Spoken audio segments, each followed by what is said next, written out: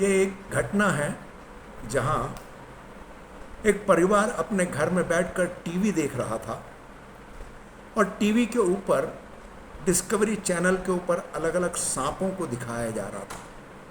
कई प्रकार के सांप दिखाए जा रहे थे, कुछ हरे, कुछ काले, कुछ पीले, कई रंगों के सांपों को वो दिखा रहे थे और उनके बारे में जानकारी दे रहे थे।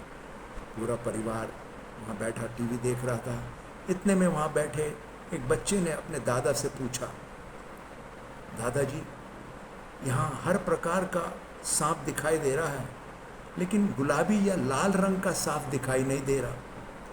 तो उनके दादाजी ने कहा, जाओ अपनी मम्मी के पास जो किचन में है, उनको बोलो अपना मुंह खोल के दिखाएंगे।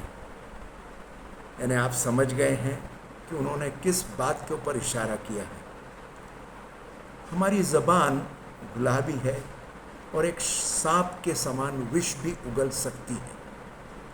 ये बात थोड़ी हंसी मजाक की थी और उस परिवार में थोड़ा ठाका लगा, हंसी हुई, मजाक हुआ, लेकिन आपके लिए और मेरे लिए एक बहुत बड़ी गहरी और सच्ची घटना है जो आपको और मुझको ये शिक्षा देती है कि ज़बान जो है वह हमारे लिए बहुत ज़रूरी है। वह सांप की तरह जहर भी उगल सकती है और किसी को आशीष भी दे सकती है।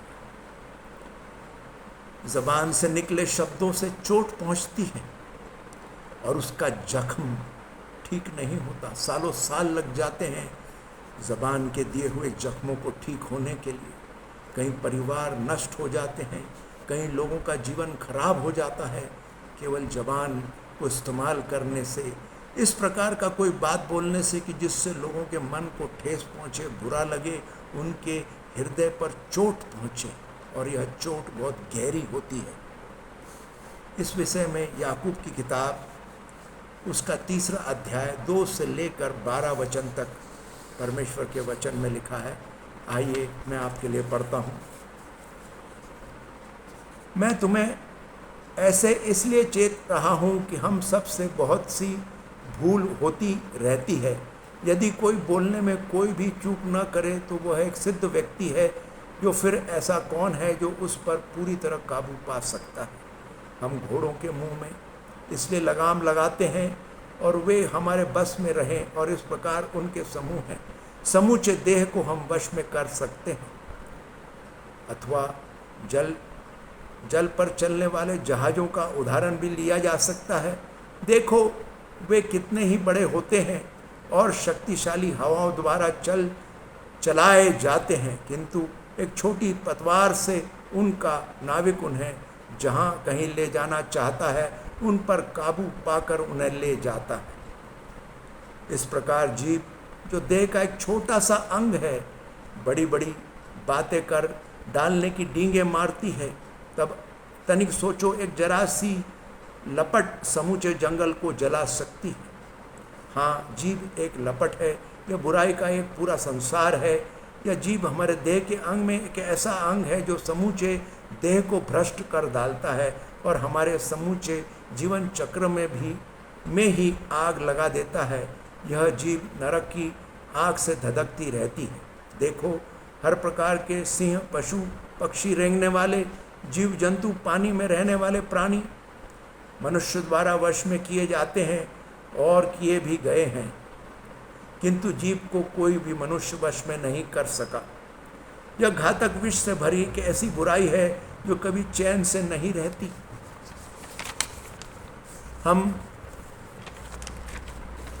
इससे अपने प्रभु और परमेश्वर की स्तुति करते हैं और इसी से लोगों को जो परमेश्वर की संपूर्णता में उत्पन्न किए गए हैं कोसते भी हैं। एक ही मुंह से आशीर्वाद और अभिशाप दोनों निकलते हैं। मेरे भाइयों, ऐसा तो नहीं होना चाहिए। सोते का एक ही मुंह होने से भला क्या मीठा और खारा पानी, दोनों तरह का जल निकल सकता है। मेरे भाइयों, क्या अंजीर के पेड़ पर, जैतून का या अंगूर की लता पर कभी अंजीर लगते हैं? निश्चय ही नहीं। और न ही खारे सोत से कभी मीठा जल निकल पाता। यहाँ आप और मैं बड़े गहरे रूप में देख रहे हैं कि ज़बान, मनुष्य की ज़बान बहुत महत्वपूर्ण है। जिस प्रकार से पानी के जहाज को नियंत्रण करने के लिए, दिशा देने के लिए एक छोटी सी पतवार काम आती है, वैसे ही हमारी ज़बान भी हमारे लिए उपयोगी है। ज़बान का उपयोग जो है वो दिशा को निर्देशित करने के लिए उपयोग में आता है, या किसी को नुकसान पहुंचाने के लिए, ठेस पहुंचाने के लिए काम आती है, या यही वो ज़बान जो है दूसरों को प्रोत्साहन का वचन देते हुए उनके जीवन में खुशी लाती है। आपने और मैंने परमेश्वर के वचन पर चलने का निर्णय किया है। यह आपकी और मेरी जवाबदारी है कि परमेश्वर के वचन पर चलने के लिए हम निरंतर प्रयत्न करें और हमारे जीवन के अंदर हम हमेशा परमेश्वर के वचन को सर्वोच्च स्थान देते हुए अपने जीवन में लागू करें। पर हम मनुष्य हैं। किसी ने कहा है, कुत्ता अपनी कुत्तियत नहीं छोड़ता, लेकिन इंसान अपनी इंसानियत छोड़ सकता है। ज़बान जहर उगलती है, और यही वो ज़बान है जो दूसरों को कोसती है। यही वो ज़बान है जिससे हम दूसरों के ऊपर दोष लगाते हैं, दोषारोपण का काम करते हैं, दूसरों के ऊपर नालिश लगाना। और हम यही ज़बान का उपयोग करते हैं कि लोगों के बीच हम भेदभाव उत्पन्न कर सकें। यही वो ज़बान है जो लोगों के हृदयों में चोट पहुंचाती है और लोगों को उग्र बनाकर यहाँ तक उग्र बना देती है कि वे आपस में लड़ने और मरने लगते हैं। यही वो ज़बान है जो एक आग के समान हमारे मुंह से निकलती है और कई परिवारों को जला देती है। ज़बान का उपयोग हम दूसरों की बुराई करने के लिए उपयोग में लेते हैं। ये गलतियां हम सबसे होती हैं। आप और मैं परमेश्वर के सम्मुख प्रार्थना करने के लिए आते हैं।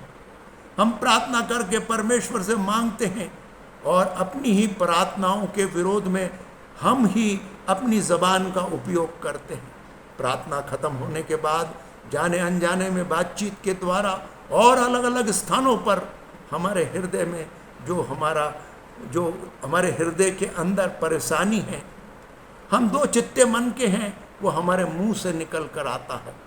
हम हमारी ही प्रार्थनाओं के विरोध में बोलते हैं, और यह इस प्रकार से होता है कि हमारी ही प्रार्थनाएं हमारे लिए उपयोगी नहीं हो पाती, क्योंकि हम उसके ही विरोध में बोलते हैं। आप और मुझे परमेश्वर ने इस ज़बान का उपयोग करने के लिए निर्देश दिए हैं। हमें बार बार बताया है कि यह ज़बान दूसरों को नुकसान पहुंचा सकती है। बार बार हमारे सामने परमेश्वर ने वचन के द्वारा हमको शिक्षा दी है कि अपने आप पर काबू रखो, नियंत्रण रखो। हृदय की बातें हमारे मुंह से, हमारी ज़बान के द्वारा निकलती है। ये एक बहुत ज़रूरी अनुशासन की बात है। आपको और मुझको परमेश्वर के वचन पे चलना बहुत ज़रूरी है। हम बार बार दूसरों को चोट पहुंचाने का काम करते हैं। एक बार एक जगह पर लोग आपस में बैठकर बातचीत कर रहे थे और वे आपस में एक दूसरे की बुराई करने लगे, और न केवल एक दूसरे की बुराई परंतु समाज की परिस्थितियों की बुराई और देश की परिस्थितियों की बुराई, देश के शासन की बुराई। और इस प्रकार का कार्य वहाँ हो रहा था कि वे अपनी ज़बान को, जो परमेश्वर के 10 आज्ञाएं हैं, उनके उल्लंघन में उपयोग में ला रहे थे। ये ज़बान एक ऐसी चीज़ है जो आपको और मुझको पाप में डालती है। यह गलती मनुष्य से होती है, लेकिन ज़रूरी है कि हम इस पर नियंत्रण लाएं और परमेश्वर के सम्मुख पश्चाताप करते हुए अपने आप में बदलाव लाएं। कलीसिया में रहने वाले लोग सालों साल कलीसिया में आते हैं, केवल नाचना गाना और परमेश्वर की स्तुति करना, यही पवित्र आत्मा का कार्य नहीं है। पवित्र आत्मा का कार्य यह भी है कि अपने आप को जहाँ चुप रखना है वहाँ चुप रहना, जहाँ दूसरों की बुराई नहीं करना है वहाँ चुप रहना, और जहाँ ज़रूरत है पश्चाताप करना, जहाँ ज़रूरत है वहाँ माफ़ी मांगना, जहाँ ज़रूरत है पवित्र आत्मा हमको कायल करता है कि अब अपने हृदयों को जांचें और परखें। यह ज़बान छोटी ज़रूर है लेकिन बड़ी बड़ी डींग मारती है। यह ज़बान छोटी है और इसके ऊपर हम लगाम नहीं रख पाते।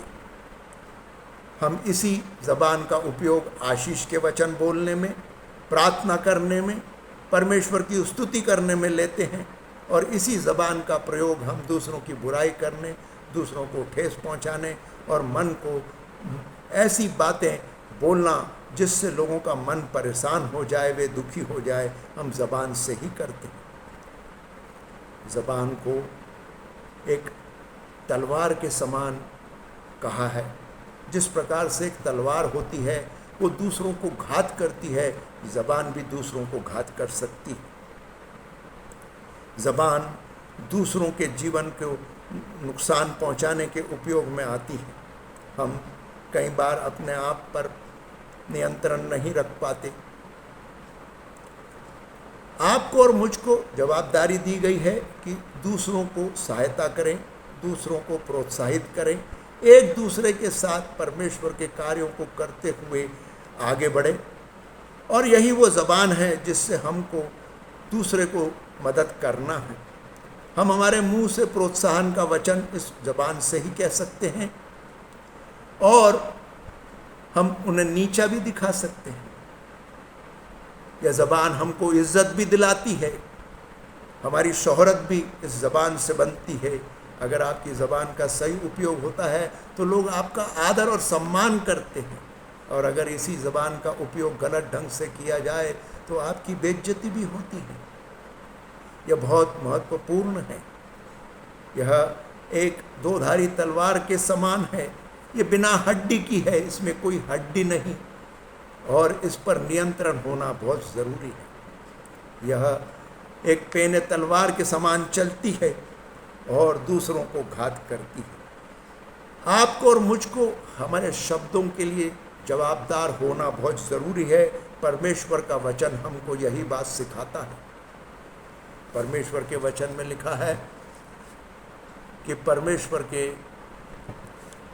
बातों में और दूसरों को प्रोत्साहन करने में, प्रार्थना में लवलीन रहो, दूसरों के लिए आशीष का वचन बोलो और परमेश्वर की स्तुति करो, उसका धन्यवाद करो। हमारी जवाबदारी है कि हम इन बातों को और गहरे रूप में देखें। बाइबल हमको कई प्रकार की ज़बान के बारे में जानकारी देती है।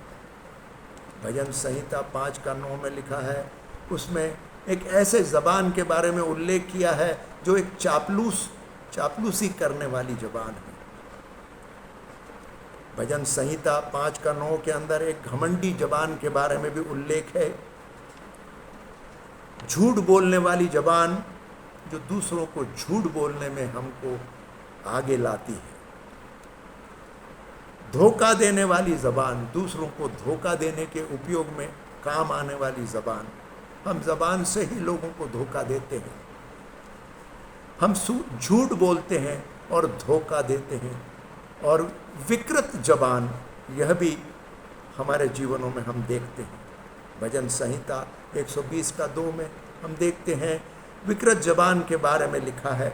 नीति वचन उसका 10:31 में एक सुखदायक ज़बान के बारे में उल्लेख किया गया है। सुखदायक ज़बान वो है जो दूसरों को सुख पहुंचाने और उत्साहित करने के उपयोग में आती है। नीति वचन 15:4 में एक उपचारकारी ज़बान के बारे में उल्लेख किया गया है जो दूसरों का उपचार करती है। नीति वचन 12:18 में एक विनाशकारी ज़बान के बारे में उल्लेख किया गया है। और नीति वचन 17:4 में शरारती और दुष्ट ज़बान। भजन संहिता 10:7 में कोमल ज़बान जो दूसरों को कोमल शब्द बोलती है। नीति वचन 25:15 में चुगली करने वाली ज़बान। ऐसी अलग अलग ज़बान के विषय में लिखा है। जब हम ज़बान की बात करते हैं तो ज़बान से हम कई भाषाएं बोलते हैं। या अलग अलग भाषाओं को बोलने में हमारे उपयोग में आती है। और ज़बान चाहे हम किसी भी भाषा में बोलें, अगर हम दूसरों के उत्साह के लिए, दूसरों की बढ़ाई के लिए और दूसरों के उपयोग में आने वाली बात बोलें और उसमें मिठास हो, कड़वाहट नहीं परंतु मिठास हो, तो वो ज़बान सबको पसंद आती है। कलीसिया में ज़्यादातर हमसे ये गलती होती है कि हम इस ज़बान के बारे में जानते तो हैं, वचन में से शिक्षा तो हमने पाई है, बार बार कलीसिया के अंदर पासबान लोग इसके ऊपर शिक्षा प्रदान करते हैं, हम जब इसको सीखते आए हैं, लेकिन फिर भी हम ज़बान का उपयोग सही ढंग से नहीं कर पाते। परमेश्वर के वचन में लिखा है कि मनुष्य जानवरों के ऊपर नियंत्रण पाता है, बड़े बड़े जहाज़ों पर नियंत्रण पाता है, लेकिन उसको अपनी खुद की ज़बान पर नियंत्रण पाने में कठिनाई होती है। मसीह जीवन के लिए ये एक चुनौती है और आपके और मेरे लिए ये एक बहुत ज़रूरी बात है, क्योंकि आपका और मेरा उद्देश्य प्रार्थना करना है और हमारी प्रार्थनाओं से हमारे जीवन में, हमारे पारिवारिक जीवन में, हमारे शहर में, हमारे देश में, हमारे पड़ोस में और पूरी सृष्टि के अंदर सृजनात्मक शब्द हमारी ज़बान से ही बोले जाते हैं। हमारी प्रार्थनाओं का उत्तर हमें तभी मिलेगा जब हम हमारी ज़बान के ऊपर संयम रखेंगे। ज़रूरी है कि हम अपनी गलतियों को पहचानें, पवित्र आत्मा हमको कायल करे कि हमारी क्या गलतियां हैं और हम उन गलतियों को सुधारें। गलतियां बताना कोई गलत बात नहीं है। गलती बताने वाला व्यक्ति आपका प्रेम करने वाला है, जो चाहता है कि आप परमेश्वर से करीब आएं और परमेश्वर के साथ चलते हुए अपने गंतव्य स्थान परमेश्वर के कार्यों को पूरा कर सकें। हालेलुया। आज हमारे सामने ये बात है कि हमें पूरी तरह से बाइबल की शिक्षाओं के ऊपर अपना ध्यान लाकर उसको अपने जीवन में उपयोग में लाना जरूरी है। नीति वचन 18:21 में लिखा है, जीवन और मृत्यु हमारी ज़बान में है। यही वो ज़बान है जिससे हम परमेश्वर के वचन के अनुसार प्रार्थना करते हुए एक सृजनात्मक शक्ति का निर्माण, हम सृजनात्मक शक्ति का निर्वाह करते हुए कईयों के लिए आशीष का कारण बनते हैं। और यही वो ज़बान है जो दूसरों को घात करती है। यहाँ जरूरी है कि हम पश्चाताप करें और अपना मन फिराएं, अपनी गलतियों से मुंह मोड़ें, क्योंकि यह ज़बान हमें दूसरों से जलपन, दूसरों से डहा, ईर्ष्या, उनके बारे में चुगली खाना और इस प्रकार की बातें करने में उपयोग आती है। यह सारी बातें हमारे लिए नुकसान की है। दूसरों का ठट्टा करना, दूसरों को नीचा दिखाना, इन सारी बातों में ज़बान का उपयोग होता है। हम अपने आप को बड़ा बताने के लिए अपनी ज़बान का उपयोग करते हैं और दूसरों को छोटा बताते हैं, उनको नीचा दिखाने का काम करते हैं। ये गलतियाँ आपसे और मुझसे होती हैं। हम जलपन में वो बातें मुंह से बोलते हैं जो परमेश्वर के वचन के विरोध में जाती है। जरूरी है, जैसे दाऊद ने इस बात को गहराई से समझा और उसने कहा कि परमेश्वर पिता, जरूरी है कि मैं अपने आप को संभालूं, अपनी ज़बान को संभालूं ताकि मैं पाप न करूं। भजन संहिता 39:1 में दाऊद कहता है और वो इस बात को समझता है गहराई से कि उसके मुंह से निकले हुए शब्दों से सृजनात्मक शक्ति निकलती है।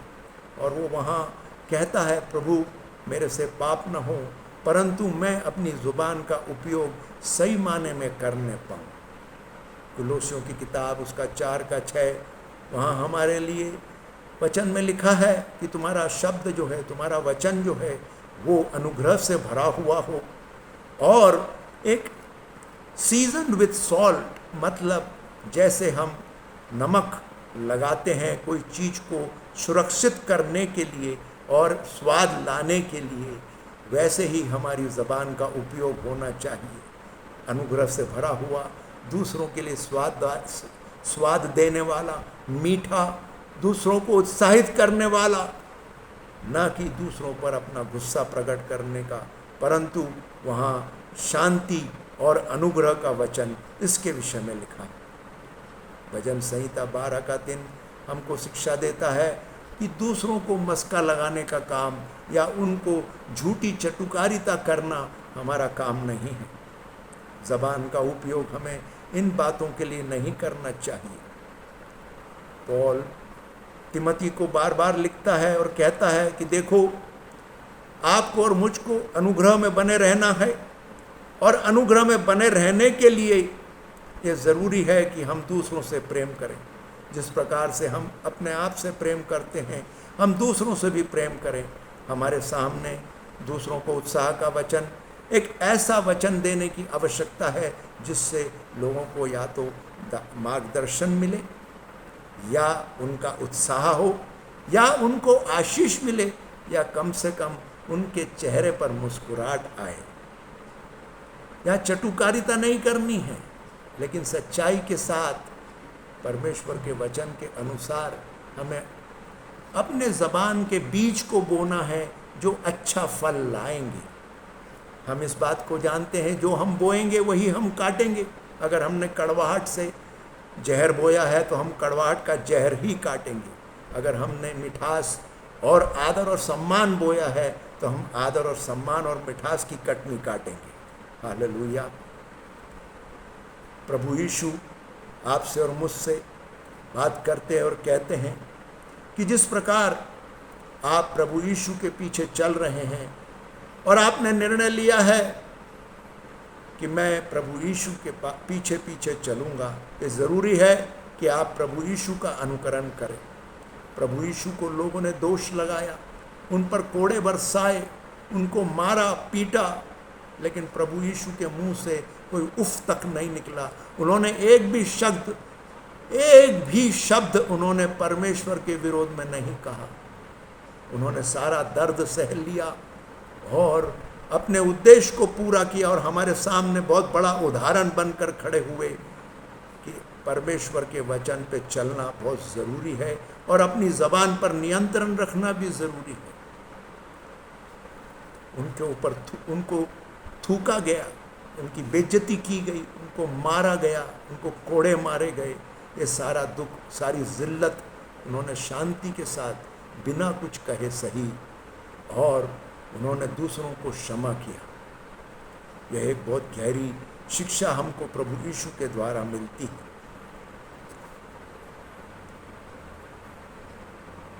आप और मैं चलते फिरते परमेश्वर की देह हैं, और हमारी जवाबदारी है कि हम अपने मुख का उपयोग सही तरह से करें। आपको और मेरे लिए यह जवाबदारी है कि हम हमारे मुख का उपयोग, हमारी ज़बान का उपयोग परमेश्वर की स्तुति करने में, परमेश्वर की महिमा करने में लगाएं। प्रार्थना करना हमारी ज़बान के द्वारा ही होता है, और प्रार्थना हमें ज्ञान और प्रकाशन का वचन देती है। प्रार्थना से ही हमें छुटकारा मिलता है, परेशानियों से छुटकारा मिलता है। प्रार्थना के द्वारा ही चंगाई मिलती है। प्रार्थना के द्वारा ही बड़ी बड़ी समस्याओं का हल परमेश्वर के पास से मिलता है। आपकी और मेरी जवाबदारी है कि हम इस ज़बान का उपयोग प्रार्थना करने के लिए करें, उसका गीत गाने के लिए, उसकी स्तुति करने के लिए हम अपनी ज़बानों का उपयोग करें। न केवल यह आपकी और मेरी जवाबदारी है कि हम प्रभु यीशु के गवाह ठहरें, और गवाही हम प्रभु यीशु के बारे में हमारे जीवन में होने वाले कामों की देते हैं। प्रभु यीशु ने हमारे लिए क्या किया, हमने हमारे जीवन में क्या अनुभव किया, यह हम शब्दों के द्वारा ही बखान करते हैं, और यह सारा काम हमारी ज़बान के द्वारा होता है। यह हमारी जवाबदारी है कि हम हमारी ज़बान का उपयोग प्रभु की महिमा और उसकी स्तुति और उसके बारे में बताने में लगाएं। कितना भला है वो हमारा परमेश्वर, उसके बारे में, उसकी भलाई की बातें करना कितना अच्छा है। आप और मेरे लिए ज़रूरी है कि हम अपनी ज़बान का उपयोग परमेश्वर की महिमा के लिए करें और उसके अच्छे गवाह ठहरें। यह ज़रूरी है कि आप और मैं एक निर्णय लें कि अब हम अपनी ज़बान का सही उपयोग करेंगे। लेकिन जाने अनजाने में अगर हमसे कोई गलती हुई है तो एक बात ध्यान में रखिए, परमेश्वर के वचन में लिखा है कि जब तुमसे कोई पाप होता है तो तुम सादा एक छोटा सा काम करो, परमेश्वर के सम्मुख जाकर अपनी गलती को मान लो। आपको दुनिया के सामने जाकर नहीं बताना है, लेकिन परमेश्वर से आप झूठ नहीं बोल सकते। परमेश्वर के सामने जाकर आपको बोलना है, प्रभु मेरे से गलती हुई, मैंने मेरे मुख का, मेरी ज़बान का गलत उपयोग किया, मैंने गुस्सा किया, मैंने सामने वाले व्यक्ति को इतना बुरा भला कहा कि उसके हृदय को चोट लगी, आप मुझे क्षमा करें। आपने और मैंने कई लोगों के जीवन को परेशानी में डाला है, हमारी ही ज़बान के द्वारा हमने लोगों को नुकसान पहुंचाया है। ये हमारी जवाबदारी है कि हम परमेश्वर के सम्मुख आएं, क्योंकि हम परमेश्वर के वचन के अनुसार नहीं चल रहे हैं। हमारी ज़बान से हमने गलत कार्य किए हैं और यह हमारा काम है कि परमेश्वर के साथ अपने संबंध को बनाए रखने के लिए हम परमेश्वर के सम्मुख घुटना टेक कर क्षमा मांगे, प्रार्थना करें कि प्रभु आप हमें क्षमा करें। आइए हम सब आज यहाँ प्रार्थना करेंगे कि प्रभु हमें हमारी ज़बान के द्वारा हुए हुए पापों से छुटकारा दे और हमें प्रभु यीशु के लहू से धोकर शुद्ध और पवित्र करें। हमारा मुंह परमेश्वर के काम में आने के लिए बहुत ज़रूरी है, इसलिए हम ये प्रार्थना करते हैं। हालेलुया। प्रेमी अनुग्रहकारी परमेश्वर, आपके बेटे प्रभु यीशु के नाम में हम आपके सामने आते हैं और प्रभु जी हम आपसे क्षमा मांगते हैं कि हमने आपके वचन पर चलने का कार्य पूरी तरह नहीं किया। हमने जो आपके वचन में लिखा है ज़बान का सही उपयोग करना हमसे नहीं हुआ। हमने प्रभु जी कहीं पर चापलूसी की है, कहीं पर हम घमंड से बोले हैं, कहीं पर हमने झूठ बोलने का काम किया है, कहीं पर हमने धोखा दिया है, कहीं पर हम विकृत ज़बान का उपयोग कर चुके हैं, कहीं पर हमने लोगों को ठेस पहुंचाई है। हमने हमारी ज़बान का ऐसे उपयोग किया है कि मानो एक तलवार के समान, और दूसरे व्यक्ति को हमारी ज़बान से हमने चोट पहुंचाई है। हमारा गुस्सा, हमारी डहा, हमारा जलपन हमने हमारी ज़बान से निकाला है। प्रभु जी हम पर दया करें। हमने जो हमारी ज़बान का सही उपयोग नहीं किया, हमने कहीं शरारत की है, कहीं दुष्टता के शब्द बोले हैं, कहीं पर हमने चुगली लगाई है, कहीं पर हमने लोगों को दोष लगाया है। प्रभु जी आप हमें क्षमा करें, हम पर दया करें। हमने अपनी ही प्रार्थनाओं के विरोध में अपने ही शब्दों को बोला है। हमने आपके विरोध में प्रभु जी अपना गुस्सा हमारे मुंह से ही प्रकट किया है। हमने प्रभु जी ये गलतियां की है, हमारे द्वारा कईयों का नुकसान हुआ है, कईयों का जीवन खराब हुआ है, कईयों के मनों को ठेस पहुंची है। आप हमें क्षमा करें। आपके बेटे प्रभु यीशु के लहू से हमको धोकर शुद्ध और पवित्र करें। हमारी ज़बान के ऊपर, हमारे मुख के ऊपर प्रभु यीशु का लहू मांगते हैं। पूरी तरह से हमारी ज़बान को धोकर शुद्ध और पवित्र करें। और पवित्र आत्मा हम आपका स्वागत करते हैं। आप हमें शब्द दीजिए कि हमारे मुंह से सलोनी बातें निकले, हम उपचार की बातें करें, हमारे मुंह से सृजनात्मक शक्ति निकले और हमारे मुंह से केवल परमेश्वर के वचन बोले जाएं, दूसरों के आदर के वचन बोले जाएं, दूसरों के सम्मान के वचन बोले जाएं, दूसरों की सहायता के लिए हमारी ज़बान उपयोग में आए, दूसरों को आशीष देने के लिए हमारी ज़बान उपयोग में आए। जहाँ हमें लोगों की सही ढंग से प्रशंसा करना है, वो प्रशंसा करने में हमारी सहायता और मदद कीजिए। हम प्रभु जी आपके सामने नतमस्तक होते हैं, अपने आप को एक जीवते बलिदान के समान आपके सामने चढ़ाते हैं और अपने पापों को स्वीकार करते हैं। प्रभु जी जैसा रोमियो की किताब उसका 12:2 में लिखा है कि अगर तुम संसार के साथ सदस्य हो गए हो और तुमने संसार की बातों को अपने जीवन में अपना लिया है तो तुम पश्चाताप करो। प्रभु जी हम सब पश्चाताप करते हैं कि हम कई जगहों पर, कई बातों में आपके विरोध में रहे हैं और संसार के साथ सदस्य हो गए हैं। आप हम पर दया करें। आपके बेटे प्रभु यीशु के लहू से हमको धोकर शुद्ध और पवित्र करें। हमारी ज़बान को, हमारे मुख को प्रभु यीशु के लहू से धोकर शुद्ध और पवित्र करें। और एक ताज़ा अभिषेक हमको प्रदान करें, पवित्र आत्मा का अभिषेक, कि हमारे मुंह से आशीष के वचन, गवाही के वचन, प्रभु यीशु की गवाही के वचन, परमेश्वर के सृजनात्मक शक्ति के वचन और चंगाई के वचन और दूसरों की भलाई के वचन निकलने पाए। धन्यवाद करते परमेश्वर पिता, धन्यवाद के साथ प्रार्थना मांगते प्रभु यीशु के नाम में, आमीन।